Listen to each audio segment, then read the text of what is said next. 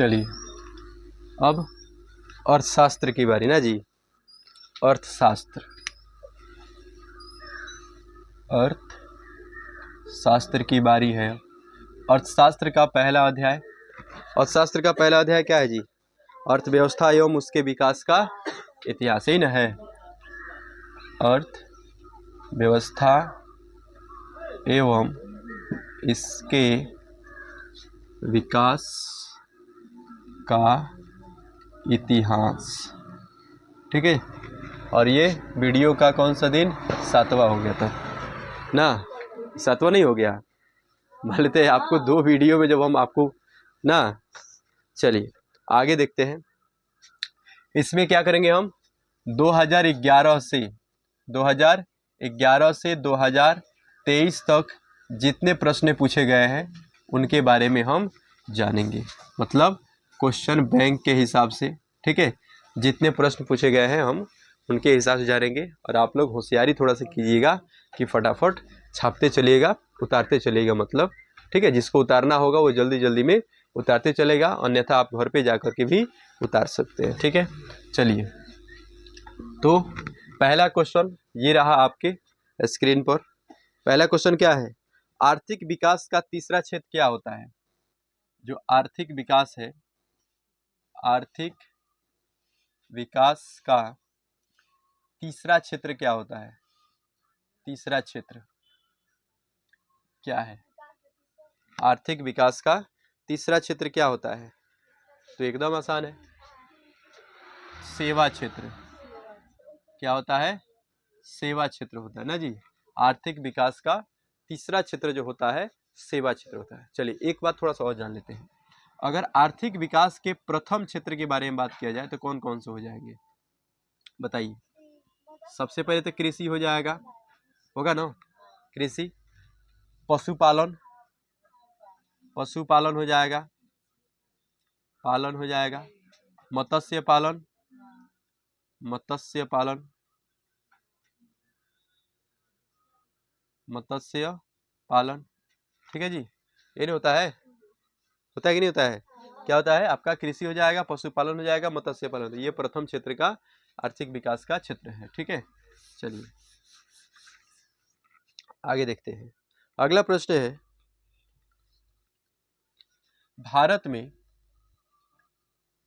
भारत में योजना आयोग का गठन, योजना आयोग का गठन जो है कब किया गया था?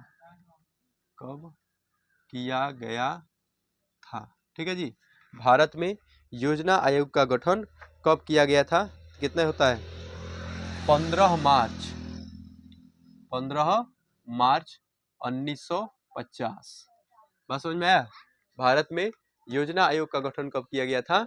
15 मार्च 1950 को योजना आयोग का गठन किया गया था, ठीक है। अगर हम बात करेंगे, क्वेश्चन हो गया, ये भी क्वेश्चन हो गया। क्वेश्चन ये है, ठीक है, कि भारत की आर्थिक व्यवस्था कैसी है?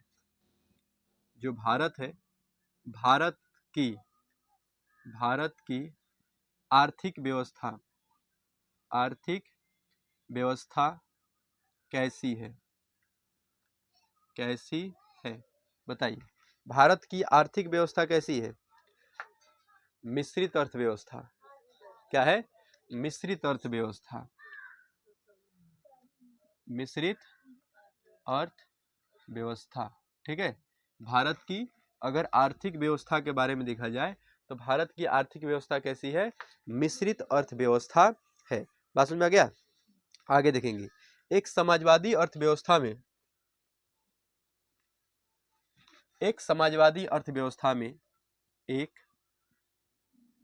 समाजवादी अर्थव्यवस्था में, ठीक है, भारत में एक समाजवादी अर्थव्यवस्था में सर्वाधिक बल किस पर दिया जाता है? सर्वाधिक बल किस पर दिया जाता है? किस पर दिया जाता है? बात समझ में आ गया? क्या कह रहा है कि भारत में एक समाजवादी अर्थव्यवस्था का बल जो है किस पर दिया जाता है, ठीक है। तो आपका आंसर क्या होगा? लोक कल्याण। आंसर क्या होगा? लोक कल्याण पर। लोक कल्याण पर। बात समझ में आ गया? किस पर दिया जाता है? तो लोक कल्याण पर, ठीक है, अर्थव्यवस्था में सर्वाधिक बल दिया जाता है। ठीक है, दिखाई दे रहा है जी? सब कुछ साफ दिख रहा है ना? चलिए आगे देखते हैं। अगला प्रश्न है, अगर मान लेते प्रश्न आपसे पूछा जाए, अच्छा एक प्रश्न है यहाँ पे, भारत में योजना आयोग का गठन कब किया गया था? ये प्रश्न बहुत बार मतलब कि पूछा गया है। ठीक है, ये पूछा गया 2017 में, 19 में, आपको ये क्या नाम है 21 में, और 2011 में भी ये प्रश्न पूछा गया है। ठीक है, आगे देखते हैं। भारत में योजना आयोग के प्रथम अध्यक्ष कौन थे? ठीक है जी, भारत में योजना आयोग का प्रथम अध्यक्ष कौन थे? ठीक है जी, भारत में योजना आयोग के प्रथम अध्यक्ष कौन थे? तो आप क्या कहिएगा? पंडित जवाहरलाल नेहरू। जवाहरलाल नेहरू। समझ में गया? कौन थे? पंडित जवाहरलाल नेहरू। एक बात और जान लीजिए, योजना आयोग का पदेन अध्यक्ष कौन होता है? योजना आयोग का पदेन अध्यक्ष कौन होता है? पंडित जवाहरलाल नेहरू क्या थे? प्राइम मिनिस्टर थे ना, भारत के प्रथम प्राइम मिनिस्टर थे। तब इतना ही से आप भी समझ जाइए कि भारत में योजना आयोग का प्रथम अध्यक्ष जो होता है वो देश का प्रधानमंत्री होता है। कौन होता है? प्रधानमंत्री। प्रधानमंत्री। बस समझ में आ गया? योजना आयोग का पदेन अध्यक्ष कौन होता है? प्रधानमंत्री। जैसे अगर मान लेते, अगर आपसे अभी कोई पूछे कि इस समय योजना आयोग का पदेन अध्यक्ष कौन है? नरेंद्र दामोदर दास मोदी। बस में आ गया? कौन है? नरेंद्र दामोदर दास मोदी। ठीक है, तो ये समझ गए आप, योजना आयोग का पदेन अध्यक्ष कौन होता है? प्रधानमंत्री होता है। और प्रथम अध्यक्ष कौन थे? तो पंडित जवाहरलाल नेहरू थे। बस में आ गया? चलिए आगे देखते हैं। अगला प्रश्न है कि ठीक है, अर्थव्यवस्था के किस क्षेत्र से हरित क्रांति संबंधित है? अर्थव्यवस्था के किस क्षेत्र से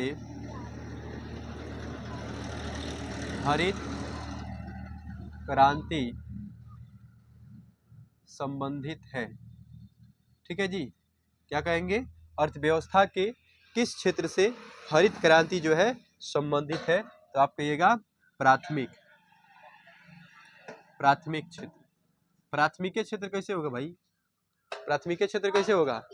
क्योंकि कृषि से हुआ था ना, वो कृषि से हुआ था, और कृषि क्षेत्र किस में आता है? प्राथमिक क्षेत्र में आता है। इसलिए हरित क्रांति जो है किस क्षेत्र से संबंधित है? तो प्राथमिक क्षेत्र से संबंधित है ना। आगे देखेंगे, अगर हम बात करेंगे यहाँ पर बिहार राज्य है, बिहार राज्य है, तो सबसे पहले का बात तो ये है कि बिहार जो है बीमारू राज्य के भी अंतर्गत आता है ना। बिहार जो है बीमारू राज्य के अंतर्गत आता है। और बिहार एक बात और है कि ये कृषि क्षेत्र पर आधारित है। क्या है? कृषि प्रधान है। यहाँ पर क्या है? कृषि प्रधान है। कृषि प्रधान है। बस समझ में गया? ये क्या है? कृषि प्रधान भी है। आई बात समझ में?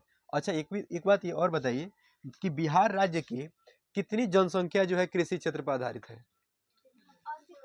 80%। कितना? 80% ना जी। कृषि पर जो है, कृषि पर 80% जनसंख्या जो है निर्भर है। आई बात समझ में? कृषि पर 80, बिहार के 80% जनसंख्या जो है कृषि पर ही निर्भर है, और बाकी 20% क्या है? व्यवसाय वगैरह, नौकरी वगैरह पर निर्भर है। बात समझ में गया? इधर दिखाई नहीं दे रहा है जी? चिल्ला रहा है? लाइट ऑन ऑफ करके एक बार ऑन कीजिए, ऑन कीजिए।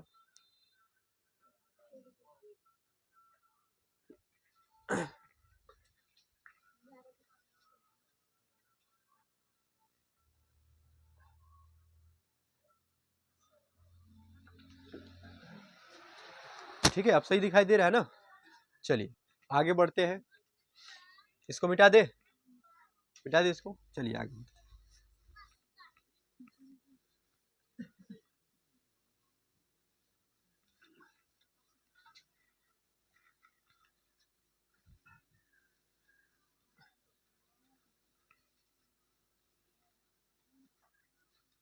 चलिए अगले प्रश्न की तरफ हम देखेंगे।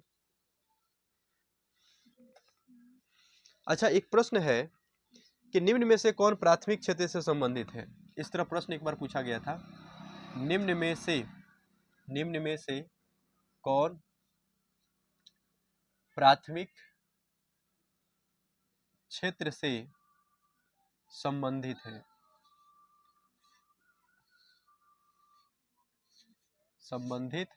बात समझ में आ गया। प्रश्न है निम्न में से कौन प्राथमिक क्षेत्र से संबंधित है, और ये आपको ऑप्शन दिया गया है सेवा क्षेत्र, औद्योगिक क्षेत्र, कृषि क्षेत्र, और इनमें से कोई नहीं। बताइए कौन होगा। कृषि क्षेत्र होगा। क्या होगा? कृषि क्षेत्र होगा। कृषि क्षेत्र होगा ना। अब एक बार थोड़ा ये भी समझ लीजिए कितना वीवीआई है। देखिए ये प्रश्न आपसे पूछा गया था 2017 में, फिर 18 में, फिर 19 में, फिर 21 में, और फिर 22 में। बात समझ में आ गया। ये इतना प्रश्न वीवीआई है। ठीक है, आगे देखेंगे। अगला प्रश्न है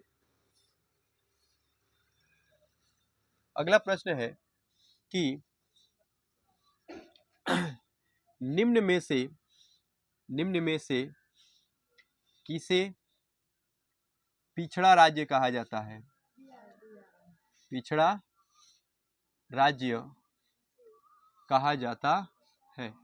ठीक है जी, कह रहा है कि निम्न में से किसे पिछड़ा राज्य कहा जाता है, तो क्या होगा? बिहार होगा। क्या होगा? बिहार होगा हमारा पिछड़ा राज्य है। बात समझ में आ गया। अभी भी पिछड़ा ही है ना, अभी भी पिछड़ा ही है। आगे देखेंगे। अच्छा, थोड़ा आप लोग बीमारू राज्य का नाम बताइएगा। बीमारू बताइए क्या होगा। बिहार हो जाएगा,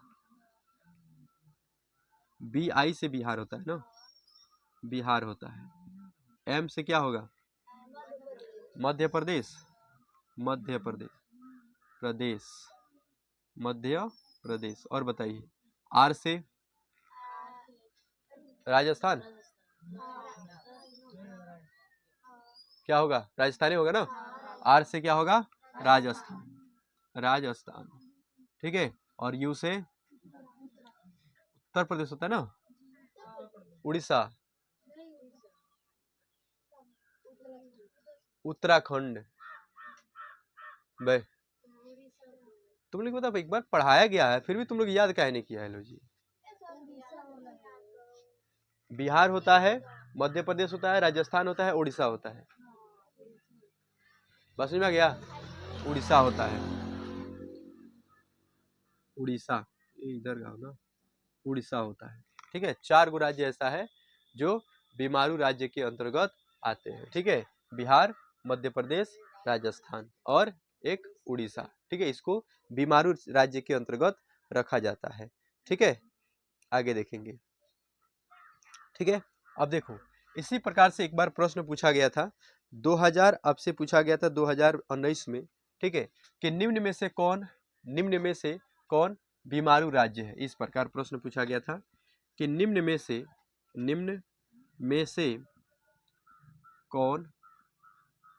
कौन बीमारू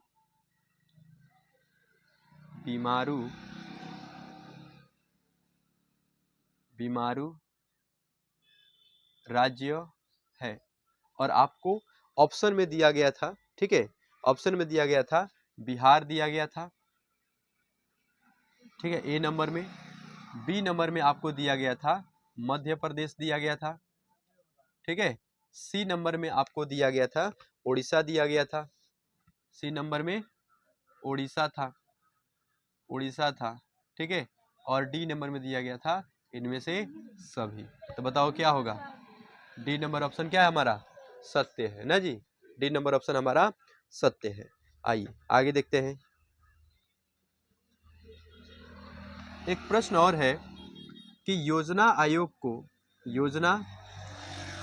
आयोग को भंग कर भंग कर कौन सा आयोग बना था, कौन सा आयोग बना। ठीक है जी, क्या बोला गया है कि योजना आयोग को भंग करके कौन सा आयोग बना था, बताइए। योजना आयोग को भंग करके कौन सा आयोग बना था, नीति आयोग बना था ना जी। कौन सा आयोग, नीति आयोग, नीति आयोग इधर दिखाई दे रहा है, नीति आयोग बनाया गया था। योजना आयोग को भंग करके कौन सा आयोग बना था, नीति आयोग बनाया गया था। ठीक है, अगला प्रश्न है राष्ट्रीय विकास परिषद, राष्ट्रीय विकास परिषद का गठन कब हुआ था, कब हुआ था। ठीक है, क्या प्रश्न है कि राष्ट्रीय विकास परिषद का गठन जो है कब हुआ था। ठीक है, तो आप क्या कहिएगा, आपका आंसर होना चाहिए 1952 में। ठीक है जी, कब हुआ था, 1952 में राष्ट्रीय विकास परिषद का गठन हुआ था। कोई दिक्कत यहाँ तक, आगे बढ़े। अगला प्रश्न देखिए,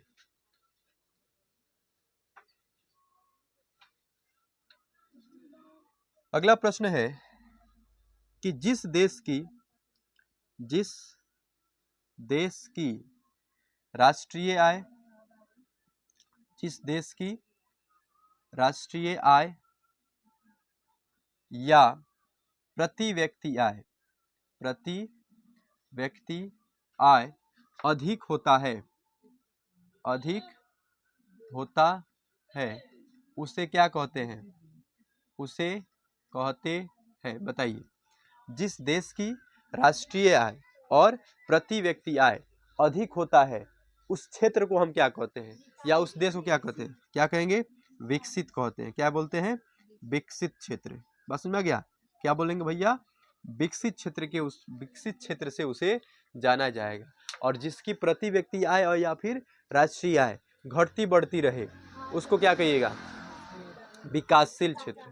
क्या कहिएगा, विकास, जिसकी आय मतलब घटती बढ़ती रहता हो उसको कहा जाता है विकासशील क्षेत्र। ठीक है, चलिए आगे बढ़ेंगे, इसको मिटा दे।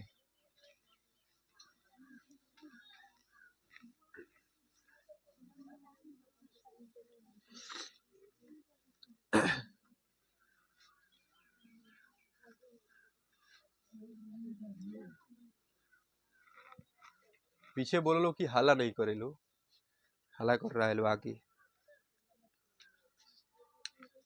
आगे देखेंगे, अगला है देश में कितने विशेष आर्थिक क्षेत्र विकसित हैं, देश में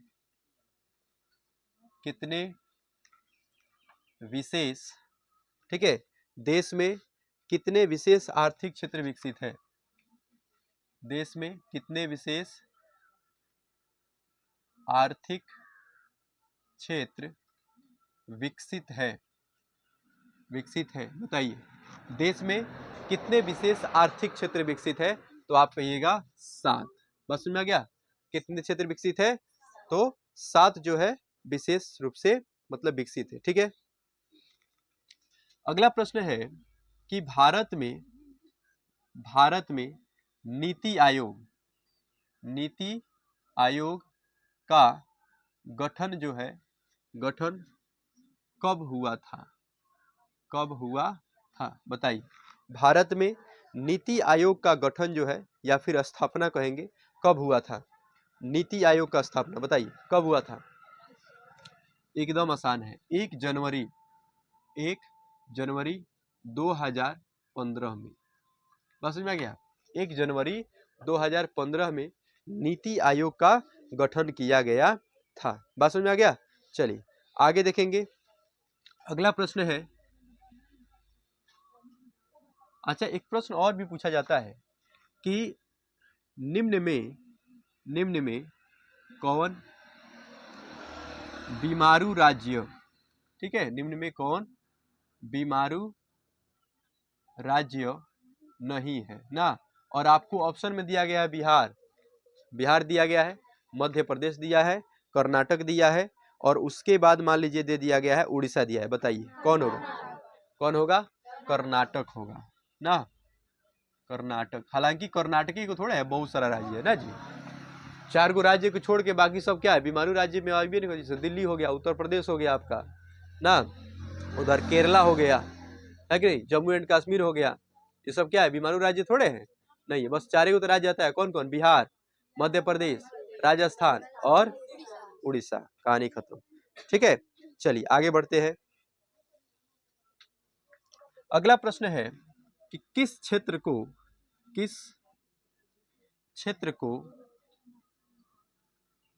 द्वितीयक क्षेत्र कहते हैं।